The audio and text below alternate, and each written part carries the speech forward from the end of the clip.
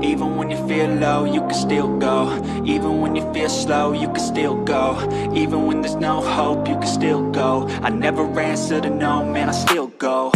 Go, go, go, go, go, go, go, go.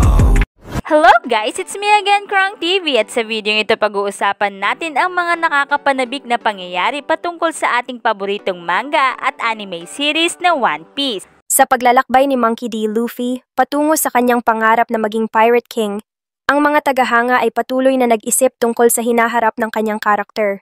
Maingat na ipinakita ni Eiichiro Oda ang mga pagsubok at sakripisyo na kinakaharap ni Luffy at ang kanyang crew sa kanilang pakikibaka sa mundo ng One Piece. Ngunit paano kung ang kinalabasan ng kanyang kwento ay ang pagwawakas ng kanyang buhay? Paano kung matapos ang lahat? Matapos matalo ang world government at matagpuan ang One Piece, ay mamamatay si Monkey D. Luffy? Oo, ganito katindi ang theory na to, at sa video na to, ipapakita ko ang ebidensyang maaaring magpatunay na ang kamatayan ni Luffy ay hindi lang posible, kundi inevitable. 1. Will of D means death. Sa mundo ng One Piece, ang mga may D, sa pangalan ay may misteryosong koneksyon, at tila lahat ng may Will of D ay nauuwi sa sakripisyo. Those who carry the Will of D are the enemies of the gods. Gold D. Roger, pinatay. Ace, pinatay. Sauro ng Ohara, pinatay.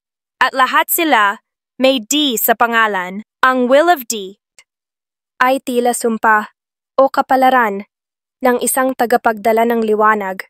Kapalit ay kamatayan. 2. Foreshadowing in Luffy's journey. Sa Log Town pa lang, muntik na siyang mapugutan. Sa bawat major arc, palagi siyang sumusugal ng buhay. Ang paggamit niya ng Gear 2 at Gear 4 ay sinabi mismo ni Rob Lucci, "You're shaving off your own life just to fight."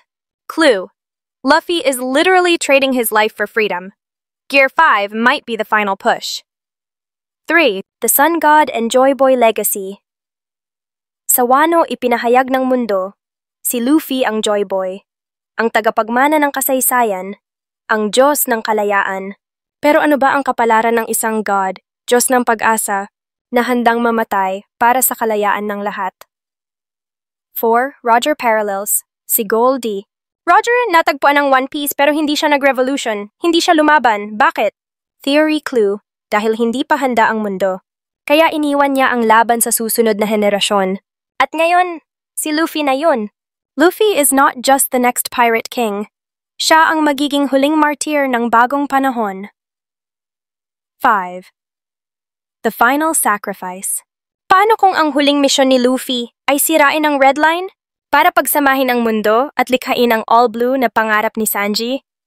Para dito, kailangang gamitin ang ancient weapon at maaaring ang sakripisyo ay ang mismong buhay niya. 6. Symbolism and Oda's words. Sinabi ni Eiichiro Oda, "The ending will be touching. Luffy is the sun, at ang araw, lumulubog rin sa huli, para magbigay liwanag sa iba." Hindi siya makikinabang sa One Piece, pero dahil sa kanya, ang buong mundo ay magiging malaya. Hindi si Luffy ang naghangad ng kayamanan. Ang gusto niya lang ay kalayaan para sa lahat.